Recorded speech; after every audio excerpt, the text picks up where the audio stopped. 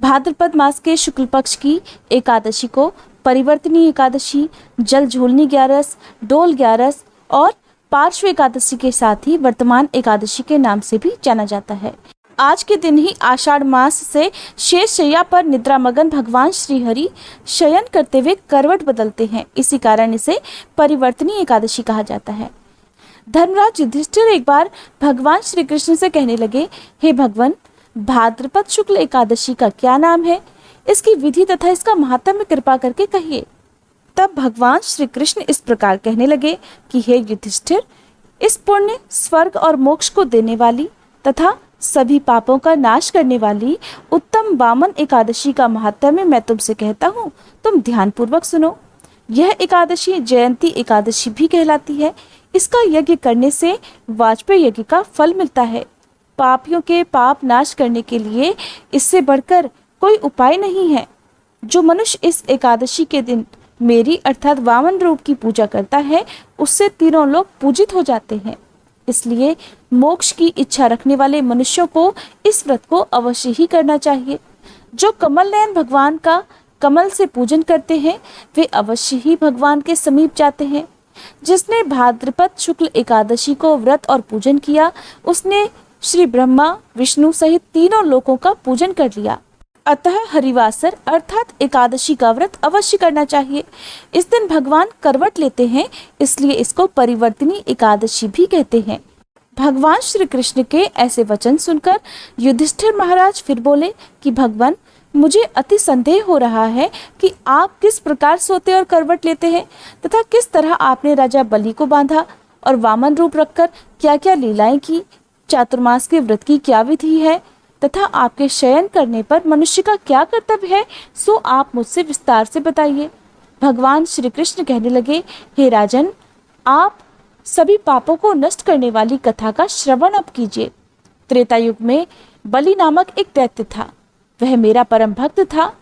विविध प्रकार के वेद सूक्तों से वह मेरा पूजन किया करता था और नित्य ही ब्राह्मणों का पूजन तथा यज्ञ के आयोजन भी किया करता था। लेकिन देवराज इंद्र से द्वेष के कारण उसने इंद्रलोक तथा सभी देवताओं को जीत लिया। इस कारण सभी देवता एकत्र होकर सोच विचार कर भगवान के पास गए। बृहस्पति सहित इंद्रादि देवता प्रभु के निकट जाकर और नतमस्तक होकर वेद मंत्रों द्वारा भगवान का पूजन और स्तुति करने लगे। अतः मैंने वामन रूप धारण करके 5वां अवतार लिया और फिर अत्यंत तेजस्वी रूप से राजा बलि को जीत लिया।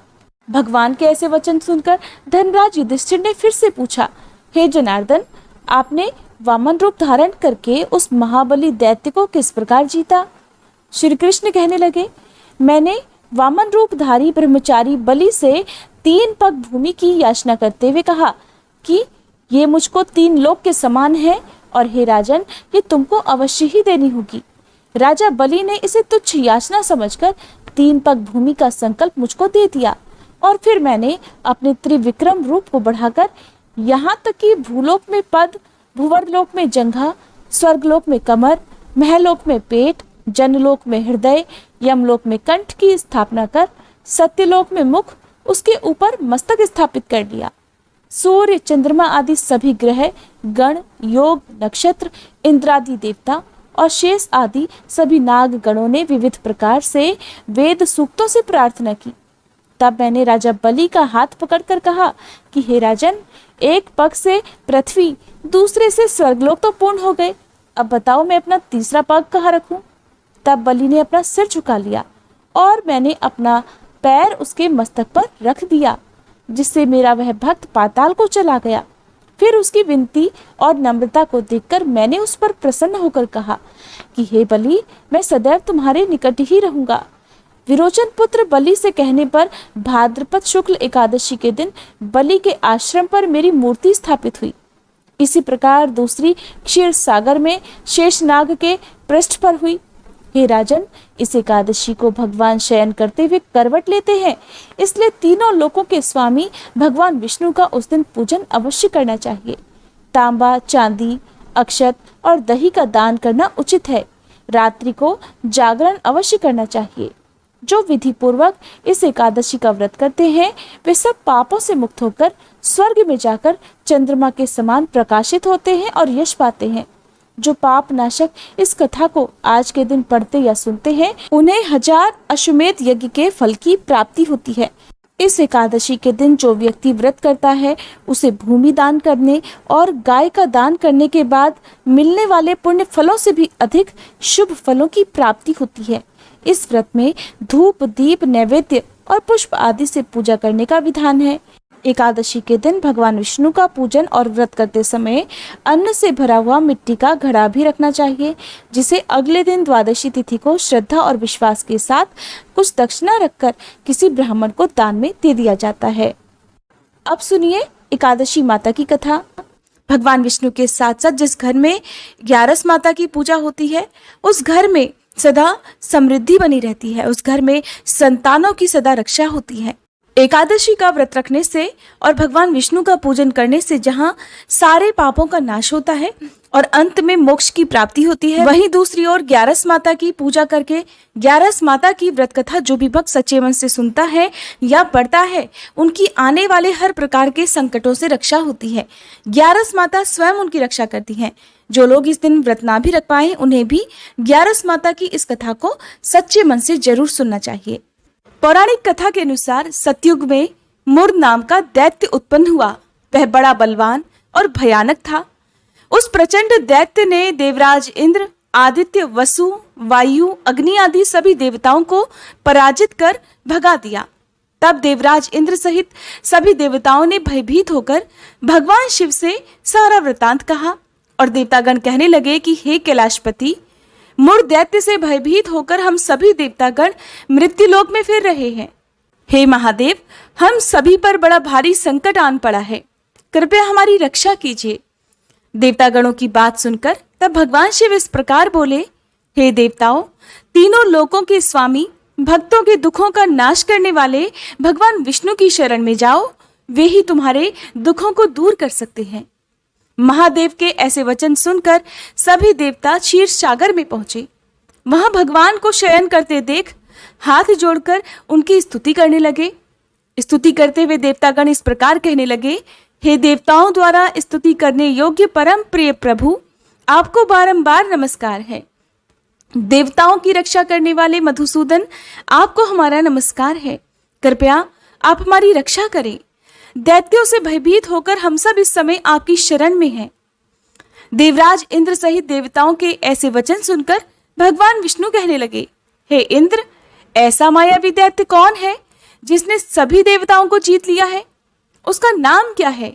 उसमें कितना बल है और वह किसके आश्रम में है? उसका स्थान कहाँ है? ये सब मुझसे बताओ। भगवान के ऐसे वचन सुनकर देवराज इंद्र कहने लगे, हे प्रभु, प्राचीन समय में नाड़ीजंघ नाम का एक राक्षस था। उसके महापराक्रमी और लोक विख्यात मुर नाम का एक पुत्र हुआ। उसकी चंद्रावती नाम की नगरी है। उसी ने सब देवतागणों को स्वर्ग से निकालकर इस समय वहां अपना आधिपत्य जमा लिया है। उसने इंद्र, अग्नि, वरुण, यम, वायु आदि सभी देवताओं को उनके अधिकार से वंचित कर दिया है। हे प्रभु, उस दैत्य का अत्याचार तो इतना अधिक बढ़ चुका है कि वह स्वयं ही सूर्य बनकर प्रकाश करता है, स्वयं ही मेघ बन बैठा है और सबसे अजय हो गया है। हे असुर निकंदन, उस दुष्ट को मारकर हम देवतागणों को अजय बनाइए। ऐसे वचन सुनकर भगवान ने कहा, हे देवताओं, परेशान ना हो, मैं शीघ्र ही उसका संहार करूंगा। तुम सब इस समय चंद्रावती नगरी में जाओ। इस प्रकार कहकर भगवान विष्णु सहित सभी देवताओं ने चंद्रावती नगरी की ओर प्रस्थान किया। उस समय दैत्य मुर सेना सहित युद्ध भूमि में गरज रहा था। उसकी भयानक गर्जना सुनकर सभी देवतागण भय के मारे चारों दिशाओं में भागने लगे। जब स्वयं भगवान विष्णु रणभूमि में आए तो दैत्य उन पर भी अस्त्र शस्त्र आयुध लेकर दौड़े। भगवान ने तब उन्हें सर्प के समान अपने बाणों से बींध डाला। बहुत सारे दैत्य इस प्रकार मारे गए। केवल मुर बचा रहा। वह अविचल भाव से भगवान के साथ निर्भय होकर युद्ध करता रहा। भगवान जो भी तीक्ष्ण बाण उसे मारने के लिए चलाते, उसके लिए वह पुष्प बाण सिद्ध हो जाते। यहाँ तक कि भगवान से युद्ध करते समय उसका सारा शरीर छिन्न भिन्न हो गया, किंतु वह लगातार युद्ध करता रहा। और फिर दोनों के बीच मल्ल युद्ध भी हुआ। 10,000 वर्षों तक इस प्रकार कहा जाता है कि उनका युद्ध चलता रहा, किंतु मुड़ नहीं हारा और न थका। मुड़ से कई वर्षों तक लगातार युद्ध करने और युद्ध में थक कर साथ ही अपनी माया रचाने के लिए भगवान विष्णु बद्रिकाश्रम चले गए। वहां हेमवती नाम की सुंदर गुफा थी। उसमें विश्राम करने के लिए भगवान उसके अंदर प्रवेश कर गए। वह गुफा 12 योजन लंबी थी और उसका केवल एक ही द्वार था। विष्णु भगवान वहां योग निद्रा की गोद में सो गए। देखते ही देखते मुर भी उनके पीछे पीछे आ गया और भगवान को सोया हुआ देखकर उन्हें मारने के लिए तैयार हुआ। तभी भगवान के शरीर से उज्जवल कांतिमय रूप वाली देवी प्रकट हुई। देवी ने जब अपने सामने मुर नाम के दैत्य को युद्ध करने के लिए तत्पर देखा तो उसे युद्ध करने के लिए ललकारा। तब देवी ने मुर दैत्य से युद्ध किया और उसे तत्काल मौत के घाट उतार दिया। उधर जब भगवान विष्णु योग निद्रा की गोद से उठे तो उन्हें सारी बातें ज्ञात हुई। सब बातों को जानकर भगवान विष्णु देवी से कहने लगे कि देवी, आपका जन्म एकादशी के दिन हुआ है, अतः आप 11 माता के नाम से पूजित होंगी और आपके भक्त भी वही होंगे जो मेरे भक्त हैं।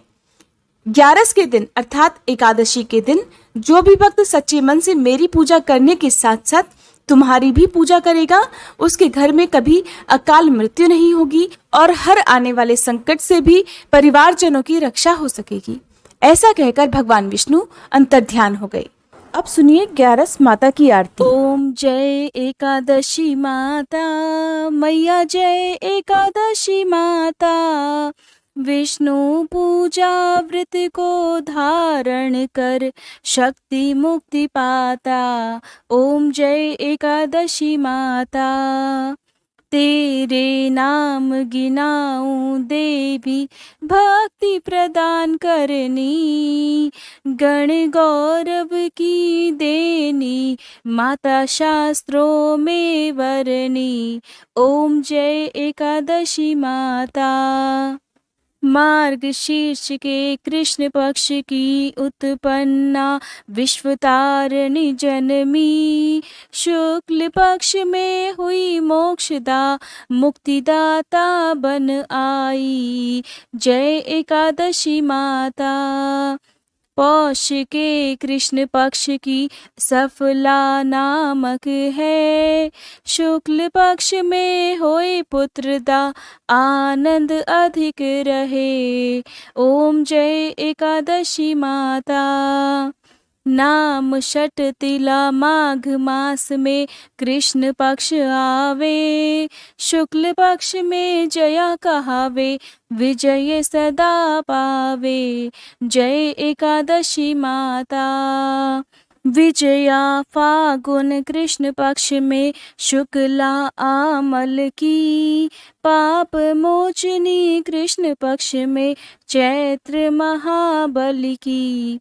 ओम जय एकादशी माता, चैत्र शुक्ल में नाम कामदा धन देने वाली, नाम बरूथनी कृष्ण पक्ष में वैशाख महावाली।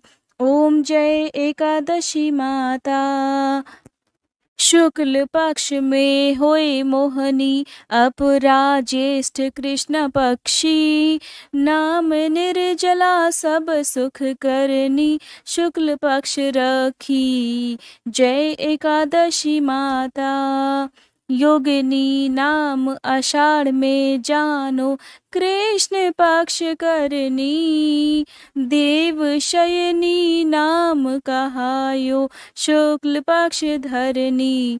जय एकादशी माता, कामिका श्रावण मास में आवे कृष्ण पक्ष कहिए, श्रावण शुक्ला होए पवित्रा आनंद से रहिए।